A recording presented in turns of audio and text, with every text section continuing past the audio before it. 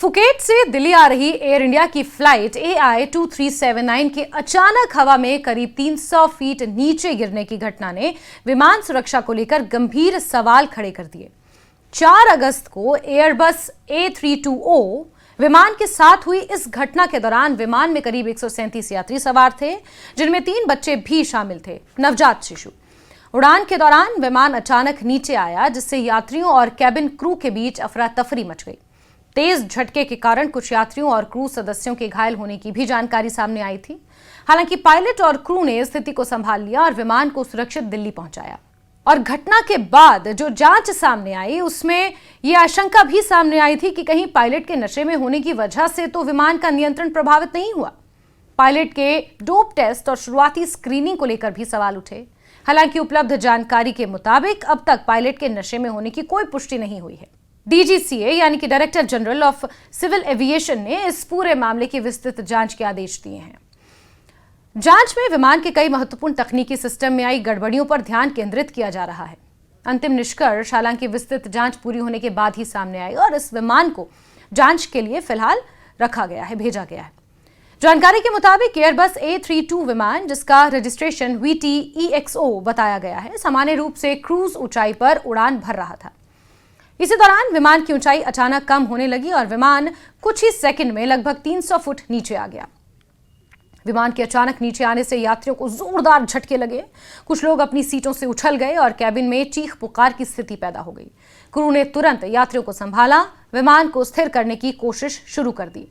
जांच से जुड़े सूत्रों के मुताबिक इस घटना के पीछे विमान के तीनों हाइड्रोलिक सिस्टम के एक साथ प्रभावित होने की आशंका जताई जा रही है। विमान में हाइड्रोलिक सिस्टम बेहद महत्वपूर्ण भूमिका निभाते हैं और इसके जरिए विमान के कई प्रमुख फ्लाइट कंट्रोल सिस्टम संचालित होते हैं। यदि हाइड्रोलिक सिस्टम में गंभीर समस्या आती है तो विमान को नियंत्रित करना पायलटों के लिए बेहद चुनौतीपूर्ण हो जाता है। बताया जा रहा है कि घटना के दौरान तीनों हाइड्रोलिक सिस्टम के एक साथ फेल होने की स्थिति पैदा हुई, जिसके कारण कुछ समय के लिए विमान के नियंत्रण पर असर पड़ा। इसी दौरान विमान का ऑटो पायलट सिस्टम भी बंद हो गया और ऐसी स्थिति में पायलटों को तुरंत मैनुअल तरीके से विमान को नियंत्रित करना पड़ता है। घटना के दौरान को पायलट ने मैनुअल कंट्रोल संभाला और विमान को दोबारा स्थिर करने की कोशिश की और इसी दौरान फ्लाइट कंट्रोल स्टॉल वार्निंग भी सामने आई। इसके अलावा विमान के कुछ इंडिकेटर और स्विच भी थोड़े समय के लिए काम नहीं कर रहे थे। इन सभी परिस्थितियों ने स्थिति को और ज्यादा चुनौतीपूर्ण बना दिया। विमान को उड़ान के दौरान टर्बुलेंस का भी सामना करना पड़ा। तकनीकी खराबी और अचानक ऊंचाई में कमी के बीच टर्बुलेंस ने यात्रियों की परेशानी को बढ़ा दिया। हालांकि फ्लाइट क्रू ने बेहद तेजी से प्रतिक्रिया देते हुए विमान पर दोबारा नियंत्रण हासिल कर लिया। पायलटों ने स्थिति का आकलन करने के बाद विमान को सुरक्षित तरीके से दिल्ली की ओर आगे बढ़ाया। विमान के दिल्ली पहुंचने के बाद यात्री और उनके परिजनों ने राहत की सांस ली। घटना में कुछ यात्रियों और कैबिन क्रू के सदस्यों को चोटें आने की जानकारी सामने आई थी, लेकिन विमान किसी बड़े हादसे का शिकार होने से बच गया। इस घटना की गंभीरता को देखते हुए एयरक्राफ्ट एक्सीडेंट इन्वेस्टिगेशन ब्यूरो यानी AAIB ने जांच शुरू कर दी है। जांच एजेंसी विमान के तकनीकी system, flight data, cockpit record, crew की कार्रवाई और घटना के दौरान सामने आए सभी संकेतकों की जांच कर रही है। घटना का उद्देश्य ये पता लगाना है कि आखिर एक साथ इतने महत्वपूर्ण सिस्टम किस वजह से फेल हुए या किस वजह से समस्या उत्पन्न हुई और विमान की ऊंचाई अचानक क्यों कम हुई। जांच में अंतर्राष्ट्रीय विशेषज्ञों की भी मदद ली जा रही है। फ्रांस की विमान दुर्घटना जांच एजेंसी BEA और विमान निर्माता कंपनी एयरबस के विशेषज्ञ भी जांच प्रक्रिया में शामिल होने वाले हैं। एयरबस की ओर से कहा गया है कि वो घटना की जांच में पूरी तरह सहयोग करेंगे। इससे जांचकर्ताओं को विमान के तकनीकी सिस्टम और उसके संचालन से जुड़ी जानकारी का विस्तृत विश्लेषण करने में मदद मिलेगी। इस बीच पायलट के डोप टेस्ट को लेकर चर्चा जारी है।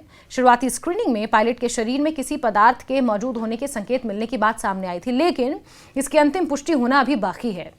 पायलट संघ अल्फा इंडिया ने इस मामले में सावधानी बरतने की अपील की है। संघ का कहना है कि कुछ सामान्य दवाएं भी शुरुआती डोप स्क्रीनिंग में गलत या संदिग्ध पॉजिटिव परिणाम दे सकती हैं। इसलिए अंतिम और विस्तृत जांच रिपोर्ट आने से पहले पायलट को दोषी ठहराना उचित नहीं होगा। फिलहाल जांच का मुख्य फोकस विमान में सामने आई तकनीकी गड़बड़ियों पर है। तीनों हाइड्रोलिक सिस्टम का एक साथ प्रभावित होना, ऑटो पायलट बंद होना, फ्लाइट कंट्रोल स्टॉल वार्निंग और कुछ इंडिकेटर के स्थायी रूप से काम न करने जैसी घटनाओं को जोड़कर देखा जा रहा है। हालांकि ये कहना अभी जल्दबाजी होगा कि घटना की एकमात्र वजह यही तकनीकी खराबियां थी। जांचकर्ताओं को यह भी पता लगाना होगा कि इन समस्याओं की शुरुआत कैसे होती है, क्या इनके पीछे कोई संबंध था या विमान के किसी सिस्टम में पहले से कोई खराबी मौजूद थी। सबसे महत्वपूर्ण बात यह है कि विमान को नियंत्रित करने में क्रू सफल रहा और करीब 137 यात्रियों को सुरक्षित दिल्ली पहुंचाया गया। इस घटना ने हालांकि ये सवाल जरूर खड़ा किया है कि उड़ान के दौरान महत्वपूर्ण तकनीकी प्रणालियों की विश्वसनीयता और उनकी निगरानी कितनी प्रभावी है।